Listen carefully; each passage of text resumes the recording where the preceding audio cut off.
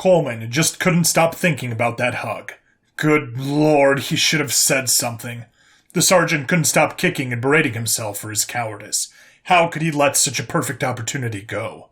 Lyria even let on that she thought of him, at least thought of him more than a student. Coleman closed his eyes and he was immediately brought back to the Imperial Park, with Lyria's beautiful face smiling awkwardly at him. He vividly imagined her arms wrapping around his body again. It was like her soft, warm touch soothed his soul, and her unknown but calming scent cleared his head. He liked her. He wanted her. He was never more certain about something in his life. It was just a matter of getting over this insane anxiety he felt when he was near her. He let his imagination carry him, as he explored everything he would say and everything he would do to her. His smile widened as he remembered the words she spoke to comfort him. "If you need to talk, I'll always listen." 2 minutes. A voice over his network crackled to life. Coleman opened his eyes as he remembered where he was. His delicate expression and soft eyes vanished. In its place was the look of a hardened, cold-blooded killer. Looking down, he saw his legs dangling just outside of a VTOL, and ahead of him was a sea of fire. The 8 transport crafts, carrying the entire company, were in a holding position, at a safe distance away, loitering and waiting. A flight of Honey Badger heavy attack crafts screamed just below them, rocketing towards the jungle in an attack formation. 2 of the attack crafts lined up and made sure to keep a safe distance from each other as they went for a low-angle strafe. Then, they let loose their fury. The 2 Badgers split in opposite directions, banked and pulled hard Gs while climbing and dumping as many flares as they could. Plasma fire and missiles twisted and turned, chasing them, but the flares and chaff they released caused them to miss their targets, exploding harmlessly in the air behind the aircrafts. The Badgers weren't done, though. The other pair immediately picked up where they left off, and dropped their nose to go for the same low-angled strafes in another area. Coleman could see the shower of small explosions on the ground, ripping trees and foliage apart as the rail Gatling cannon unleashed its wrath upon whoever was unfortunate enough to be in the area.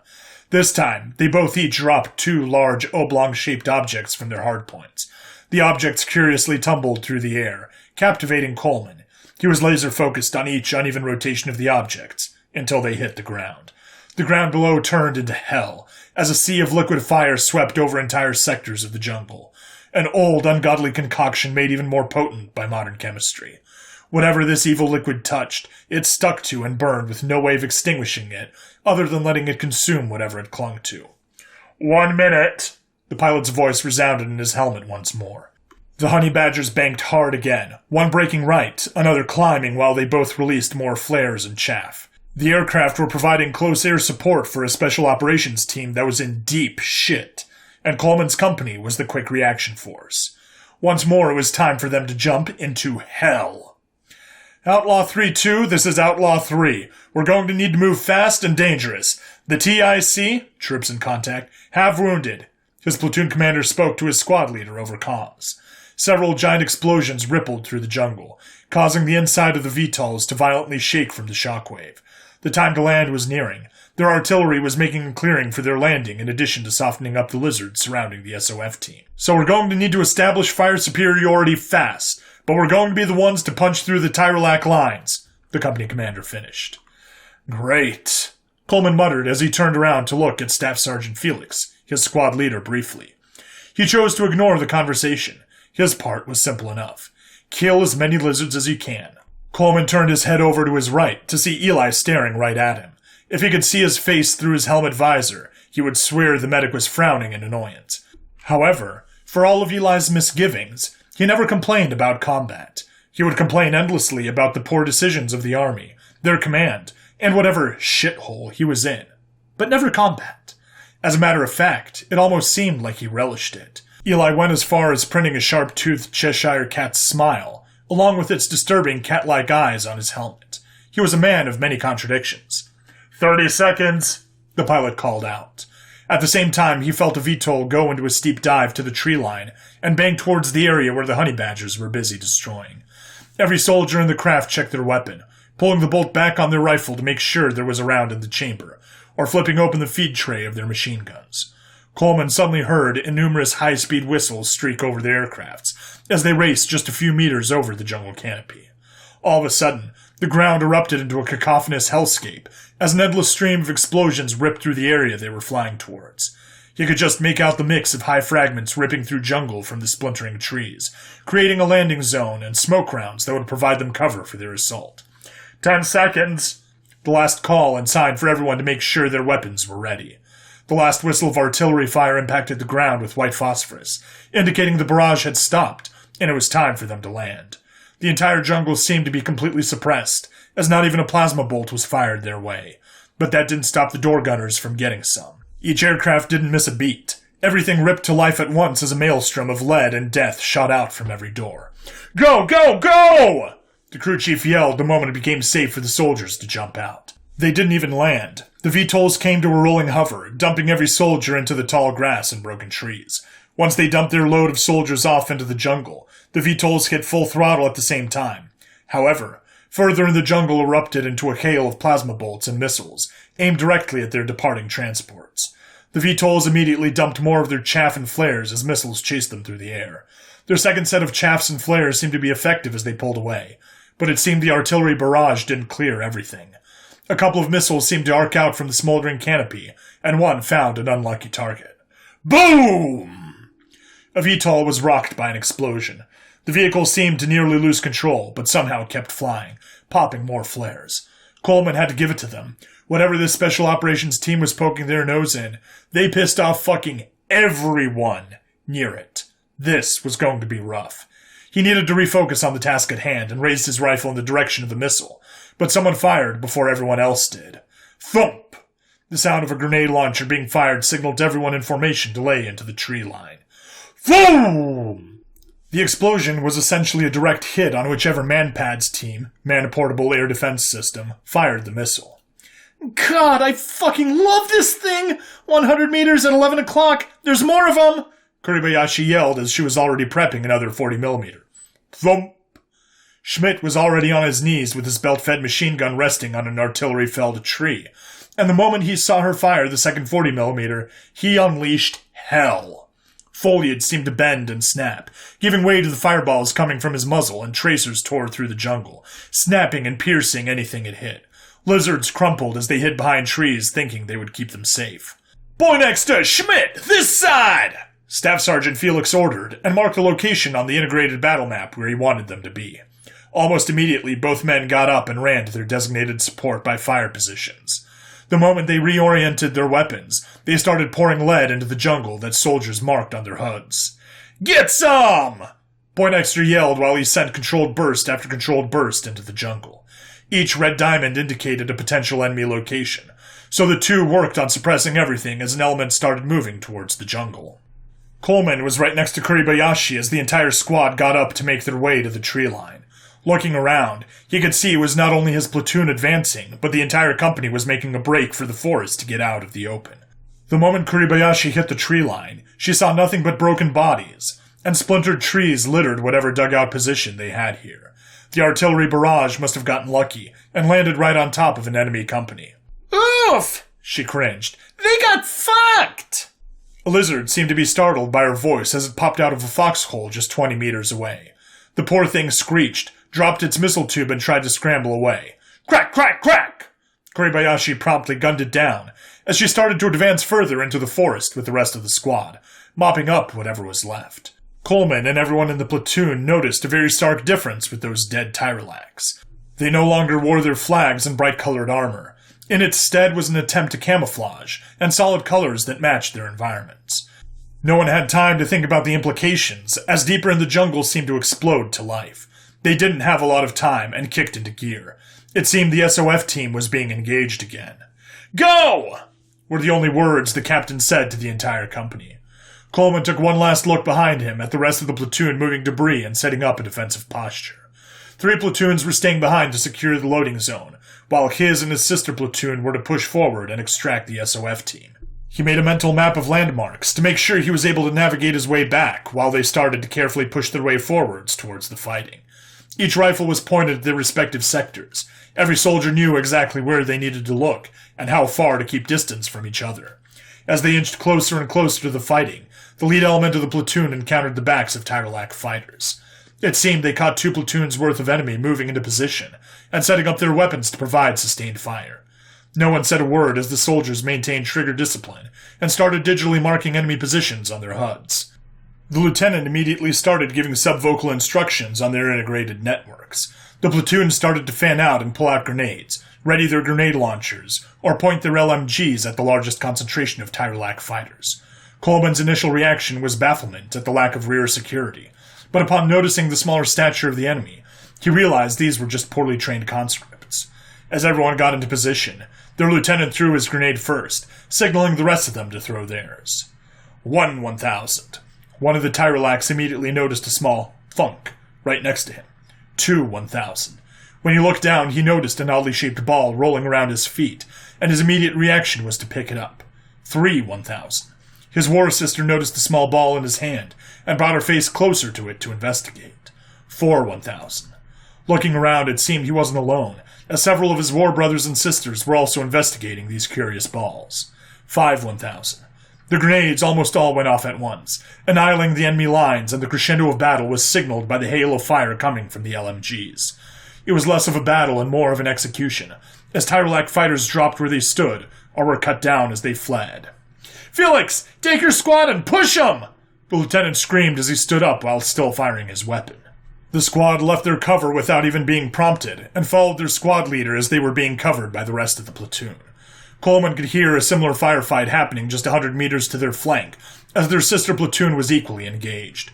Coleman had Eli right behind him as they dropped into what looked like a foxhole.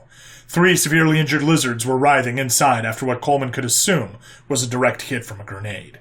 The 2 men didn't even bat an eye as they both started putting rounds into their heads to make sure they wouldn't be moving. The ambush was a slaughter. The platoon received virtually no resistance when they pushed forward, sweeping up what was left of the cluster of Tyrolak fighters. Creeping forward more, the platoon was spread out, and kept to cover as they moved towards the main front of the enemy lines. Stepping over dead bodies and walking past splintered trees, the humans surprisingly ran into an entire enemy squad that ran out of foliage. The lizards ran out, expecting to see their war brothers and sisters. Instead, ran into a human platoon that already had their weapons pointed at them. The looks of confusion and terror filled their faces as they came to an immediate halt. Some of them already dropped their weapons. Thump!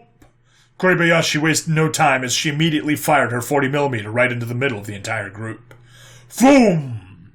Schmidt just shouldered his LMG and held down the trigger for a long burst as he swept his weapon from left to right, raking everything in his path. The rest of the squad didn't even bother to fire their weapons. Instead, they just watched the enemy squad clutch their bodies and crumble to the ground. That sucks, Eli huffed in amusement. Kuribayashi basically skipped over to him and butt-bumped him, causing him to slightly stumble. "You're the best," she said with a beaming smile. "I feel that may have been a mistake," Eli sneered after righting himself. Coleman walked over to the broken corpses and started putting rounds into the heads of any that still moved or looked like they may still be alive. "At least she's using it," he said, shooting another lizard in the head. Progressing forward, they raised their weapons again and scanned for any signs of enemies, trying to find any movement they could in the jungle. They had to go back to their roots. While patrolling for contact, an enemy soldier shouldn't strain their eyes trying to spot human-sized targets, or in this case, brightly colored bipeds. Instead, they should try to see through the jungle and search for any movement and immediately focus on that. The Tyrolaks had adapted and adopted the elements of the human uniform. They were trying to blend in with the background and break up their silhouette. It wasn't always near effective enough for humans to be worried about, but the attempt was there, and was a cause for worry. What was next? Projectile weaponry to pierce the dense foliage, acting as natural barriers? Plasma weaponry had a lot of upsides, but when it came to going through things, they were highly ineffective. Moving deeper into the jungle, Coleman heard gun and plasma fire erupt in intense fury, just 50 meters in front. He could hear the commands and curse from their odd guttural language as the squad quickened their pace. Just before he pushed his way past a thick bush, he heard a long burst of gunfire, followed by a blood-curdling scream a few seconds later. Raising his weapon, he pushed past the bush to see a human with a kukri shoved in the neck of some poor enemy conscript, just 100 meters away. The human pulled out the weapon as another one swung at him with its claws. A metallic screech rang out as the claw was caught in a cybernetic arm, as the man brought his kukri down on the lizard's head nearly severing it in two. Coleman was momentarily stunned as the human immediately picked up his LMG, pointed it at Coleman's direction, and let loose a burst. The sergeant immediately threw himself back, as the entire tree and bush he was partially concealed with exploded into splinters. Dust and debris kicked him as he threw his body hard as he could to one side, rolling and dodging bullets. "Eagle! Eagle, you fucking prick!" Coleman screamed. "Ah, my bad," the man loudly said. "You should have said something earlier." The rest of his squad came sprinting to his location, while Coleman started patting himself down to make sure he wasn't hit. He somehow just barely missed being ventilated, as the sergeant started to push fingers through holes in his uniform. "Fuck me," Coleman said, clearly rattled. Eli immediately slid on top of him and started patting him down for wounds. Realizing his friend was okay, he gave him an irritated look and walked away. Kuribayashi came around the tree that was just shot to shit and peered around it but made sure to announce her presence. "Eagle!" she shouted the moment she popped her head out. There, she saw a large tattooed man with a severed clawed hand sticking out of his cybernetic arm. Apparently, its claws were deeply embedded into it at an awkward angle. The man just opted to cut off the hand as opposed to trying to pull it out. "Sorry about that," the man said, picking up his weapon. Several heads popped up a few dozen meters behind him, in several different locations, and they looked like shit. It seemed they had finally found the Special Operations team, as a member got out of his fighting hole and limped over to Coleman. "Pyat," he said, looking at the carnage behind Coleman. "I guess it seemed I was about to get fucked if you didn't arrive." Coleman looked past the group and saw the reason why there had only been fighting on the side his platoon approached from. The jungle was effectively turned into shattered no man's land. Half of it was still burning from the napalm. Constant artillery bombardment and close air support minced everything around them, and frightened off any attackers from trying another push for the time being. Eli walked past Coleman and approached the large man. He then grabbed the hand protruding from the operator's arm. "What are you?" He tried to protest, but the medic cut him off. "Shut the fuck up, it's bothering me," Eli said as he put his foot on the back of the large man's ass and pulled on the severed hand with all his strength. Dink! With a hard yank, the hand came free, at the cost of Eli falling backwards into a foxhole, to the amusement of the rest of the operators. "Eli!" Kuribayashi yelled and trotted over to him. Coleman turned to pinch the bridge of his nose, but his fingers slapped against the visor of his helmet, so instead he just threw the hand up in exasperation. "Outlaw 3, this is 3-2. We've made contact with the Special Operations team. Over," the sergeant said to his headset. "Are you okay?"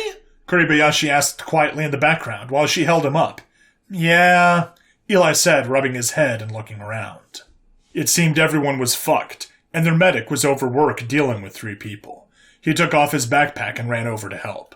A female medic looked over at Eli the moment he jumped into the giant crater being used as an aid station and questioned him. "SOCM?" Special Operations Combat Medic, she asked. "Both phases," he promptly responded as he opened his medical pack. She nodded at him in approval and started pointing out the wound.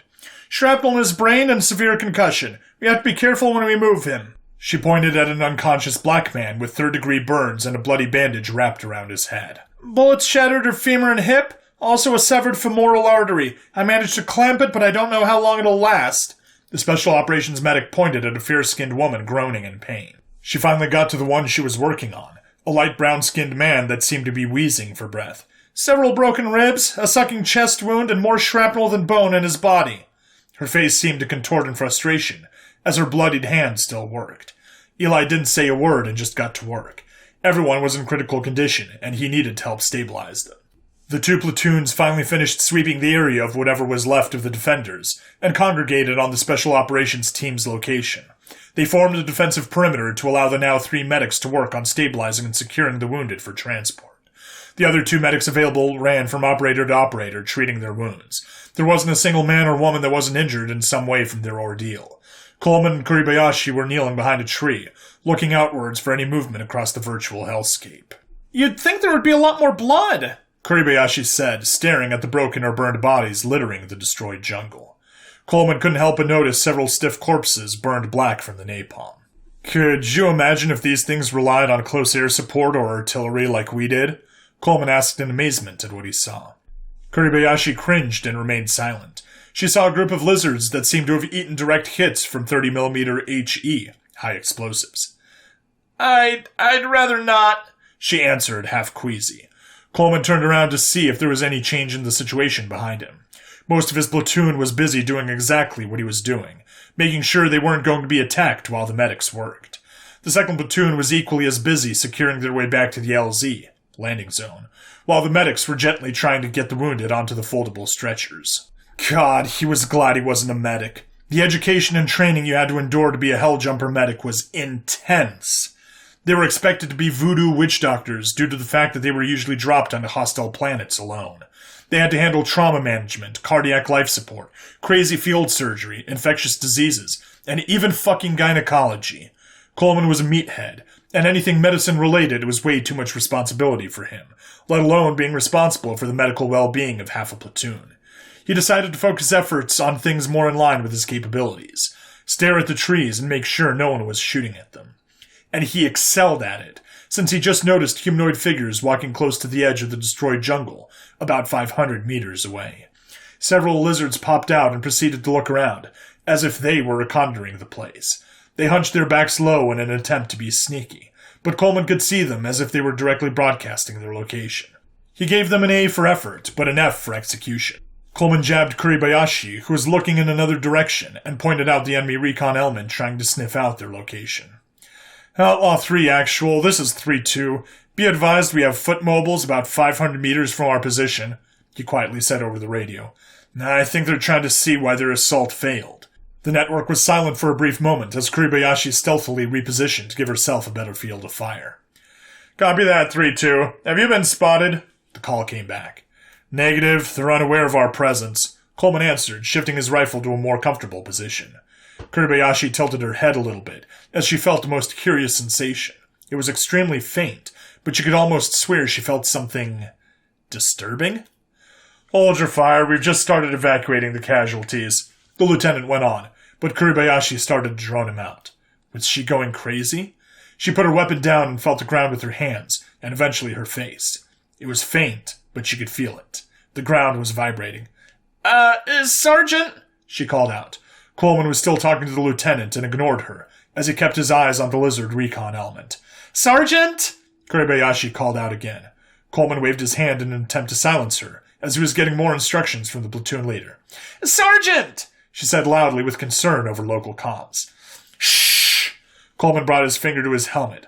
What? What the fuck do you... He felt it too. It was full-on rumbling now. Crash! Snap! Coleman muttered uneasily. Crash! Snap! The tree violently snapped down as a tank burst through the goddamn jungle just in front of them.